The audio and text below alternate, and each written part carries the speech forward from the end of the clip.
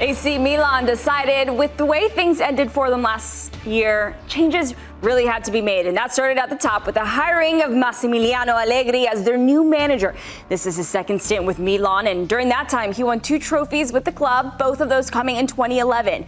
With 302 career wins in Serie A, he's tied for second most all time. And the changes within the club didn't stop with a new manager.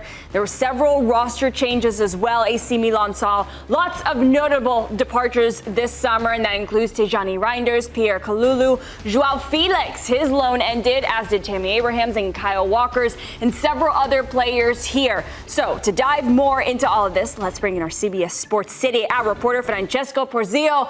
Francesco, thank you so much for joining us. Hello, thank you. Thank you. So you have a feature going up today about the off-season rebuild for this AC Milan team. So with the way that things are shaping out for them heading into the new season, what does this mean for how Milan and how Allegri want to go into this new season? So I believe that AC Milan are doing what they should. The only issue is that they did it 1 year later, because I was expecting AC Milan to do this kind of summer revolution last summer. It was more confusing, I believe, what happened last summer, because they didn't appoint a real sport director. They decided to keep on with the same structure they had before, while this season, this summer, something different is happening, I would say, finally, because they hired a proper sport director, such as Iglitare, the former Lazio sport director, and then Massimiliano Allegri, a manager that we can like him or not, but at least he has Serie A experience. He's one of the, he won many titles with Juventus, of course, also with AC Milan back in 2011. So he's someone that already knows the club from the inside. And I think that was very important, a decision that really makes sense. And the only issue is that I believe they lost a season, because what happened over the last year was really disappointing on the pitch, off the pitch as well. And they're doing the right steps. They have to make a lot of changes. You're saying that already, with some players going away. Also, Theo Hernandez left the club, one of the key players the last season, but also they're bringing in new players. Maybe there are too many changes, but I believe that at least for now, they're making the right ones. And you mentioned Theo Hernandez in there. You look at some problem areas in the team. You definitely pick out midfield, where Tijjani Reijnders leaves a big hole. You talk about the fullbacks now, where Theo Hernandez is left on the left side. Kyle Walker was meant to be more of a long-term solution than what he ended up being. We've talked a lot about what has gone, but what about what's left to come in for Milan in this transfer window? Because I see a team that still has a lot of building to do. What's in the hopper for them in terms of new signings and getting new players in? So they already signed 2 players, 2 midfielders. I'm talking about Samuele Ricci from Torino, and also Luka Modrić. Is not official yet, but will be official in the coming days. So 2 different signings. One is a young player, an Italian player with a lot of potential.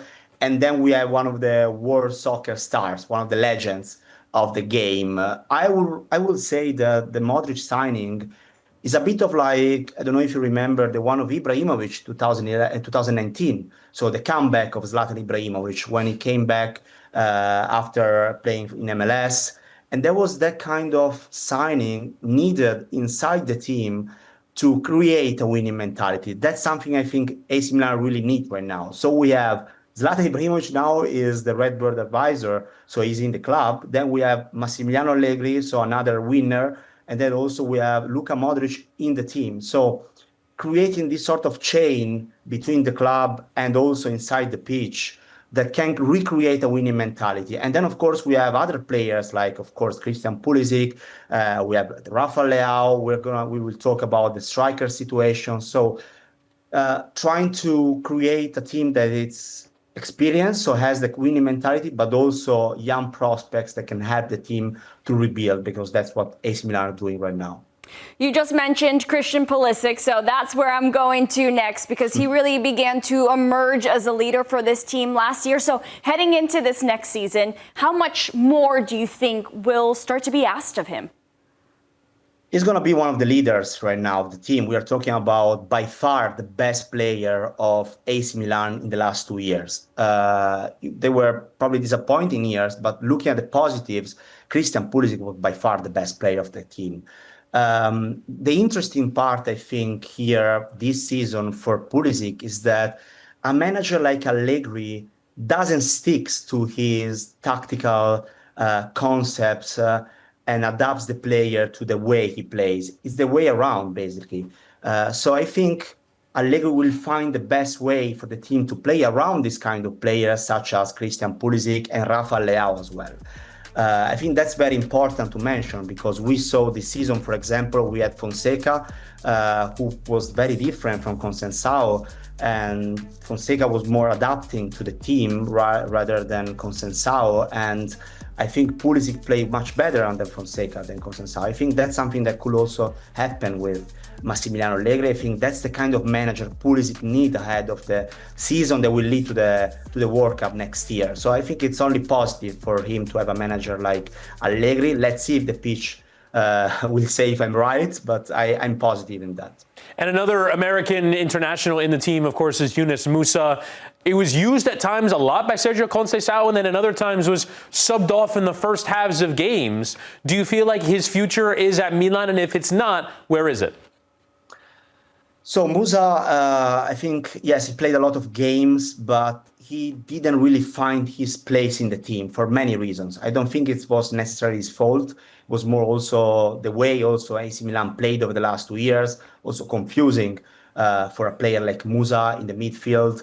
And talking about the future, Iglitare, the sport director, was very clear about Musah. He said that they are talking with him of the future and they are signing other players in that position. So I don't see Musah playing for AC Milan next year, also because there have been talks with Napoli, with West Ham. They're not going through, but he's a player that is in the radar of many other teams. I don't know if he's going to stay in Serie A. Probably he's going back to other leagues. But at the same time, let's see what will happen, because we saw Massimiliano Allegri in the past also with another American player like McKennie. And what happened with McKennie is that he was out of the project, like Musah right now. And then after a few weeks in trainings, a few weeks in the preseason, they decided to stick with McKennie, and he was reintegrated in the roster. I'm not saying that that's going to happen with Musah, but we see, because the preseason just started this week. Many things can happen in the transfer market, and I think Musah's future is in doubt. So I'm not ruling out any options for him in the coming future. Let's see what will happen. And it's interesting because we saw two different versions of Milan over the course of the season and two different transfer spends as well. And the big prize signing in January was Santiago Giménez coming over from Dutch football. The Mexican international was meant to be the next big striker at Milan. There were at times that Tammy Abraham played ahead of him and others played ahead of him as well. Do you feel like going into next season that he is Allegri's idea as his main man up top, his striker? For sure, AC Milan need to sign a striker because they don't have anymore in the rosters both Tammy Abraham, who went back on loan to Roma, and then also Luka Jovic, whose contract is over. So they will definitely sign another striker. The question is, are they signing a top striker, so someone that can potentially start, or they're signing another player that can, rotate with Santiago Giménez. Santiago Giménez only scored 6 goals so far with AC Milan since he arrived in January. It was a bit disappointing, but also he didn't arrive, to be honest, in the best moment for AC Milan. Needed to adapt to a new league, to a new culture, to a new also country as well. So let's see what will happen also with other players. There is a lot of noise around Dušan Vlahović, who is at Juventus right now, but is running out of contract next year in 2026. And there are talks about possibly ending his contract before. So I think he's a name that we should look out, also because he worked previously with Allegri at Juventus as well. So I think they will definitely sign another striker.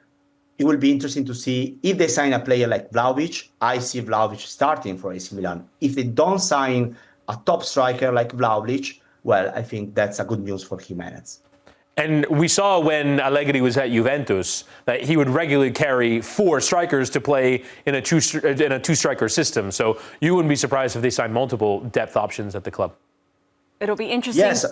No, go ahead. Sorry. Sorry. No, I was just adding that it's what I was saying before, is that yes, it's true, but also he was adapting to the team he had at Juventus. So I think it's going to happen the same at Milan. Yeah, it'll be very interesting to see how this AC Milan team looks heading into next season. Francesco, thank you so much for joining us. Thank you so much.